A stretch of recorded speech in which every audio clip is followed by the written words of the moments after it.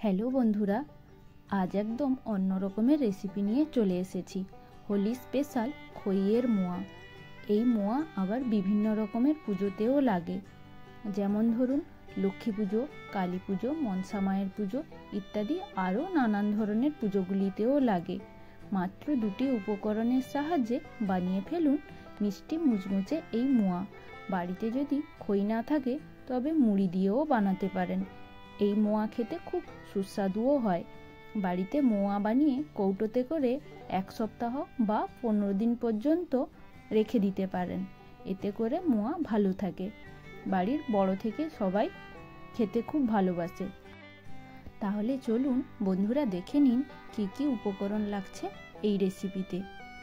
আমি এখানে মোয়া বানানোর জন্য নিয়ে নিয়েছি আখের গুড় 300 গ্রাম পরিমাণের মতো, খই নিয়েছি 500 গ্রাম। এবার গ্যাস ওভেন অন করে কড়াই বসিয়ে দিয়েছি। ফ্লেম রাখবো মিডিয়াম টু হাইতে। এখন কড়াইতে 300 গ্রাম আখের গুড় দিয়ে দিলাম। 4 থেকে 5 মিনিট গুড়টিকে ফুটিয়ে নেব। ফোটানোর সময় এই রকম বাবল দেখতে পাবেন। একটি খুন্তি দিয়ে সব সময় নাড়াচাড়া করতে থাকবেন, না হলে গুড় নিচে লেগে যেতে পারে।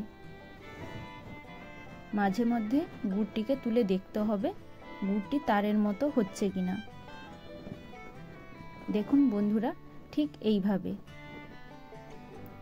যখন দেখবেন এই তারের মতো হচ্ছে, তখন বুঝবেন গুড় তৈরি হয়ে গেছে মোয়া বানানোর জন্য। এখন গুড়ের পাকের মধ্যে প্লেটে রাখা খই দিয়ে দিচ্ছি। পুরো খইটা দিয়ে দিচ্ছি। খই দেওয়া হয়ে গেছে।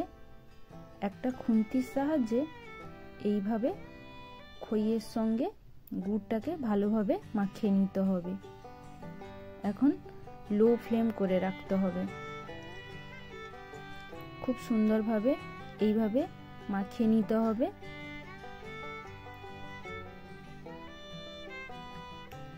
গুড়টা যেন ভালোভাবে খইয়ের গায়ে লেগে যায়। এইভাবে ঘুরিয়ে ফিরিয়ে মাখিয়ে নিলাম। মাখানো হয়ে গেছে। এখন একটা থালাতে গুড়ের পাক করে রাখা খইগুলো ঢেলে নিয়েছি। এই গরম অবস্থাতেই খইগুলোকে চেপে চেপে একটা রাউন্ড শেপ দেব। ঠান্ডা হয়ে গেলে হবে না।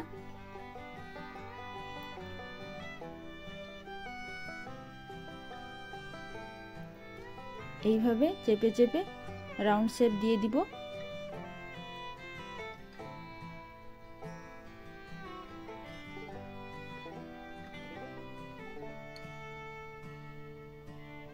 পুরো খইয়ের মোয়া এইভাবে তৈরি করে নেব।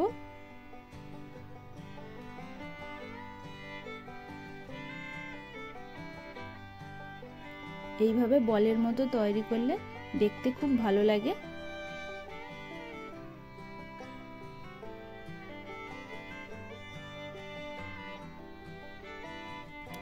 এই রকম ভাবে সবকটা মোয়া তৈরি করে নিয়েছি।